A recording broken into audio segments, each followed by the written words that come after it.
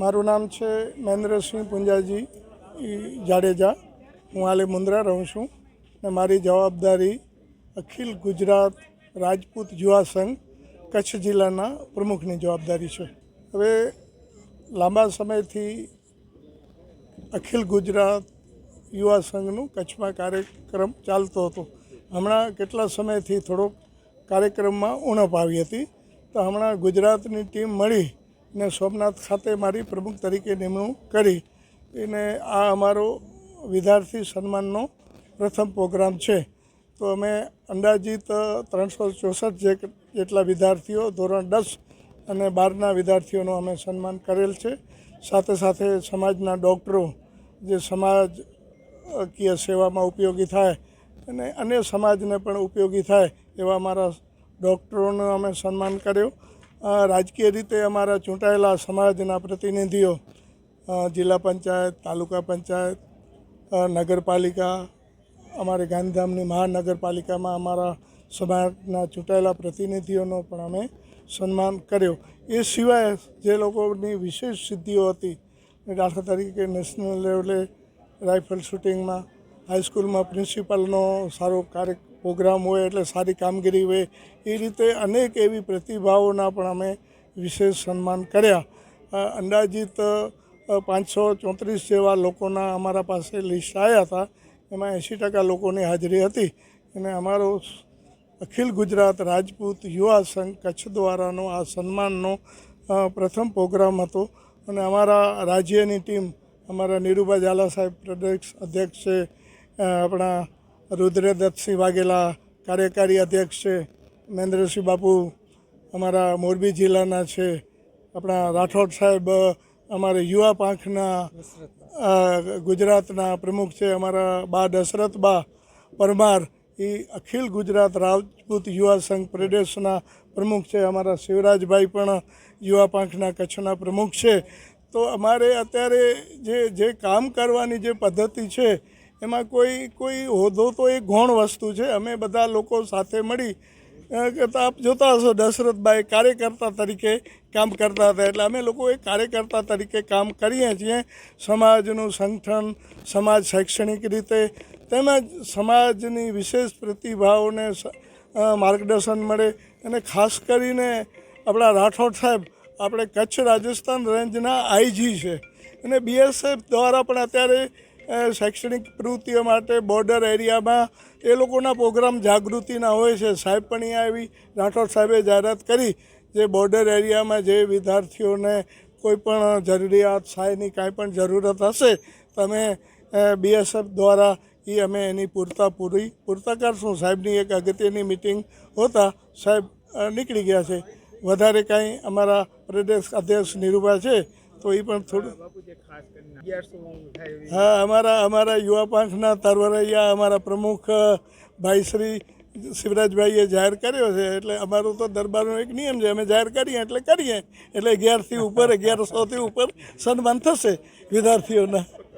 હવે જો આ દીકરી બાઓ અભ્યાસમાં આગળ છે એટલે હું અભિનંદન એમના વાલીને માતાઓને આપીશ. હવે હું મીડિયા સમક્ષ જાહેરમાં કહું છું કે આ પ્રોગ્રામમાં આપ પણ ફોટોગ્રાફી લીધી હશે. અમે ભાઈઓ કેટલા હતા ને બહેનો કેટલી હતી, એટલે બહેનોની સંખ્યા વધુ હોય એમાં સમાજની પ્રગતિ છે, સમાજનો ગ્રાફ ઊંચો જાય છે. બાકી તો હવે ભાઈઓને બહેનો સમજાવશે એમના ઘરે ને એમને કહેશે કે બીજી વાર સાથે લઈ આવશે. મારું નામ નીરુબા ઝાલા છે.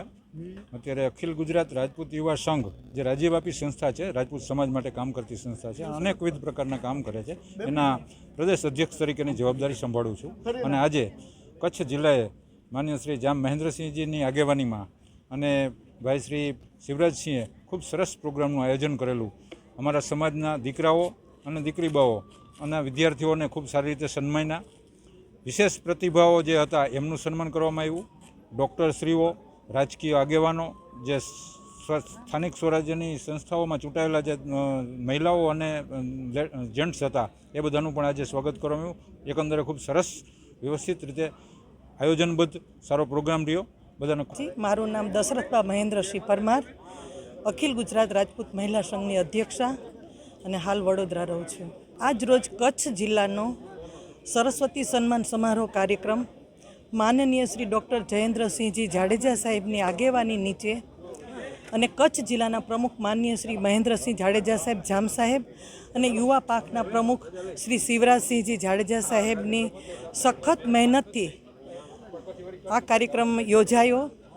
આ કાર્યક્રમમાં યુવા સંઘના અધ્યક્ષ માનનીય શ્રી નીરુભા ઝાલા સાહેબ અને કાર્યકારી અધ્યક્ષ માનનીય શ્રી રુદ્રદત્તસિંહ વાઘેલા સાહેબ, યુવા પાંખના પ્રમુખ શ્રી દિગ્વિજયસિંહ ઝાલા અને પ્રદેશ મંત્રી શ્રી નીરુભા જાડેજા સાહેબ કોર કમિટીમાંથી પધાર્યા હતા અને ખાસ કચ્છ જિલ્લાના મહિલા પાંખના પ્રમુખ બા શ્રી પૂર્ણાબા જાડેજા અને જયશ્રી બાપી ગોહિલ એ ઉપપ્રમુખ એ એમની સાથે આખી એમના 5 તાલુકાની કમિટીના બહેનો સાથે બધા બહેનો પધાર્યા હતા।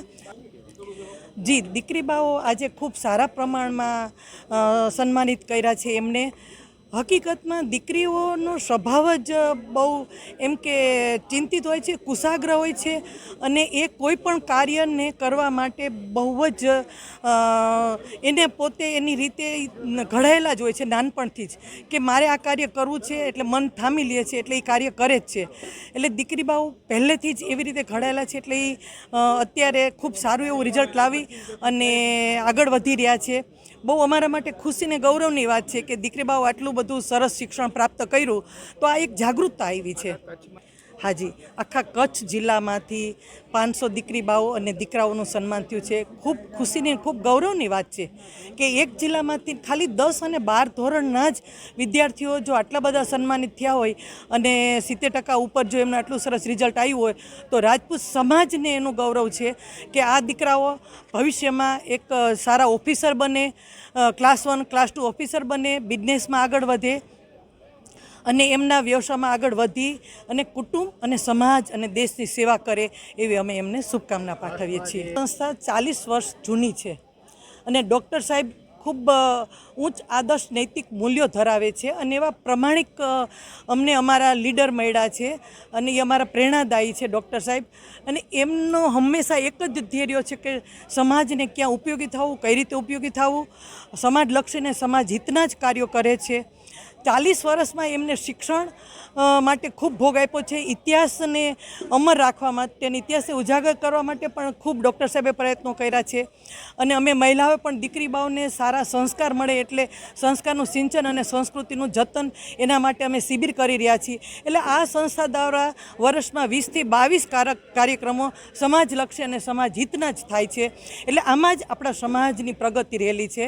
એટલે અમે આ તબક્કે ડૉક્ટર સાહેબનો અને પૂરા અમારા કોર કમિટીનો અને કચ્છ જિલ્લાના દરેકે દરેક કાર્યકર અને હોદ્દેદારશ્રીઓનો ખૂબ ખૂબ આભાર માની છીએ। આપ મીડિયાનો પણ અમે ખૂબ આભાર માની છીએ કે આપ અમારા આ મેસેજને સમાજ સુધી પહોંચાડશો। આપને ખૂબ શું નામ છે આપનું? જય માતાજી, મારું નામ ચૌહાણ હિરલબા છે અને હું બાય પ્રોફેશન રાઇફલ શૂટર છું। અખિલ ગુજરાત રાજપૂત યુવા સંઘ દ્વારા સરસ્વતી સન્માનનું આયોજન કરવામાં આવ્યું હતું। આમ તો આ સંસ્થાન સાથે હું છેલ્લા 7 થી 8 વર્ષથી જોડાયેલું છું એટલે સમાજના પ્રગતિ અને ઉત્થાન માટે એ હંમેશા સંઘમાં જોડાયેલ દરેક વ્યક્તિ દ્વારા બહુ જ સરસ કાર્ય કરવામાં આવે છે અને આ વખતે કંઈક નવું લઈને આવ્યા કે જેનાથી આજની જે યુવા પેઢી છે, જે વિદ્યાર્થીઓ છે એને પ્રોત્સાહન મળે।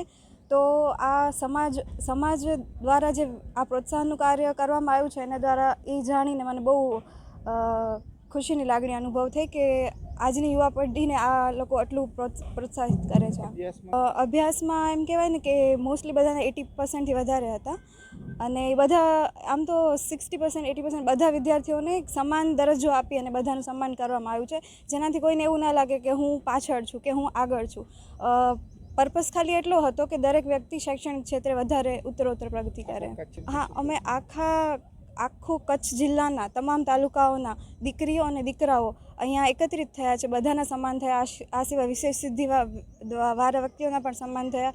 પોલિટિકલમાં જે લોકો આગળ છે એ બધાના પણ સન્માન થયા। એટલે એમ કહી શકાય કે આખો ક્ષત્રિય સમાજ આજે આ સ્થાને એકત્રિત થયો છે। માધ્યમથી હું એટલું જ કહેવા માંગીશ કે એમ કહેવાય ને કે અત્યારે સ્પર્ધાત્મક યુગ છે ને આ સ્પર્ધાત્મક યુગમાં ટકી રહેવા માટે શિક્ષણથી વધારે મજબૂત કે પાવરફુલ કંઈ હોઈ ના શકે અને શૈક્ષણિક ક્ષેત્રે જો આટલું પ્રોત્સાહન મળતું હોય તો સમાજ માટે, કચ્છ માટે અને એમ કહેવાય ને કે માનવ ધર્મ માટે બહુ ઉત્તમ કાર્ય છે. અને એક ક્રિટિકલ પ્રશ્ન છે અને ખરેખર જોવા જઈએ તો દીકરાઓ કરતાં દીકરીઓ એ હવે આગળ છે. તો આપણે એક વસ્તુ પર ધ્યાન દોરવાની જરૂર છે કે હવે દીકરાઓએ પણ પોતાનું શૈક્ષણિક કે કારકિર્દી ક્ષેત્રે વધારે મક્કમ થઈને ઊભા રહેવાની જરૂર છે, કારણ કે દીકરીઓ એ સમોવડી નહીં હવે આગળ થઈ ગઈ છે.